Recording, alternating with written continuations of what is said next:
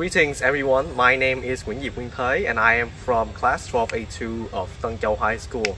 Today I've been given the opportunity to talk to you about my hometown, which is Giang province. And without further ado, let us get started. I was born in Tân Châu, one of the 11 administrative divisions that make up Giang province.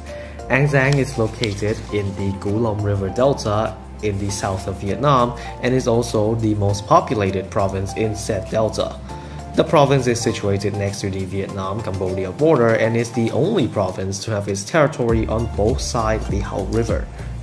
In ancient times, Giang was referred to as Mộc Chuk, which can be translated into Miền Heo in Vietnamese. Giang originally belonged to the Chen La kingdom before King Outlet II gifted the land to the Nguyen lords in 1757. In 1832, Minh Mang king split the territory into two, Vĩnh Long and Giang.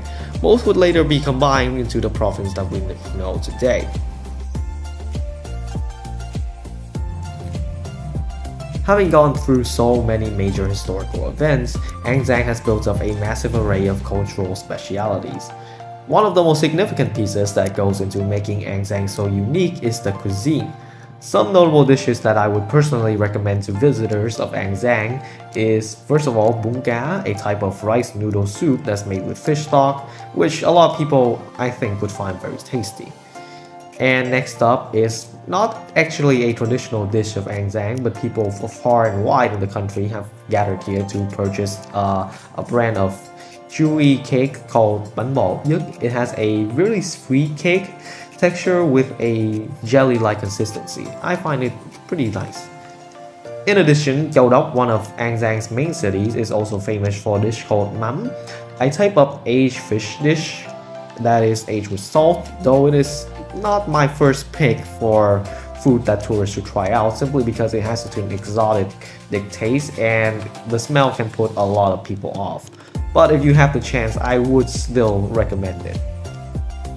Thus, visitors of Giang get to enjoy its rich culture through the cuisine. Giang also offers them a chance to peek into its long history through the many historical sites this place has to offer. A prominent one is Sam Mountain, which has an altitude of 284 meters above sea level, focusing on 5 main clusters of national monuments.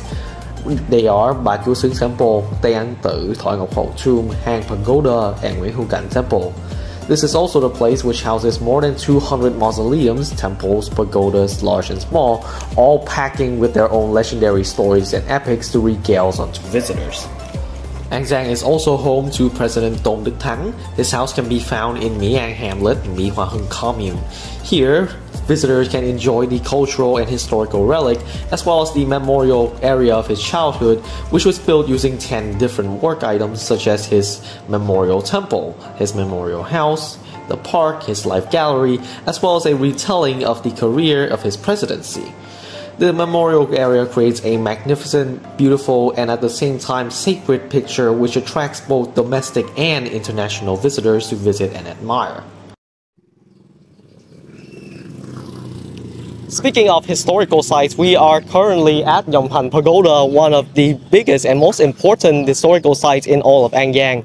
To find out more about why or how this is so important, we'll have to head further inside.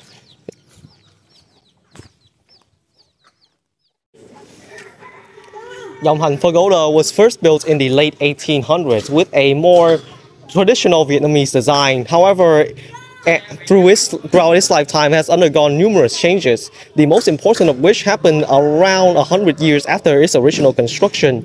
In the year 1970, one of the Buddhist monks here requested that the pagoda be changed into a more Indian style of design, which is usually the same design that exists nowadays with some minor changes throughout the pagoda.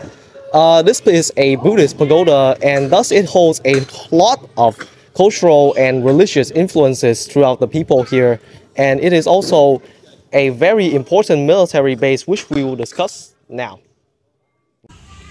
Not only does this place hold a lot of cultural and religious influence, it is also a major part in Vietnam's war for independence. In the 1900s, this place was used as a gathering place for revolutionists who wanted to rebel against the French invaders. And moreover, a major part of this place history is the fact that in the year 1928 and 1929, Nguyễn Ái Quốc gathered here to regale the local people of his patriotic and revolutionist ideals.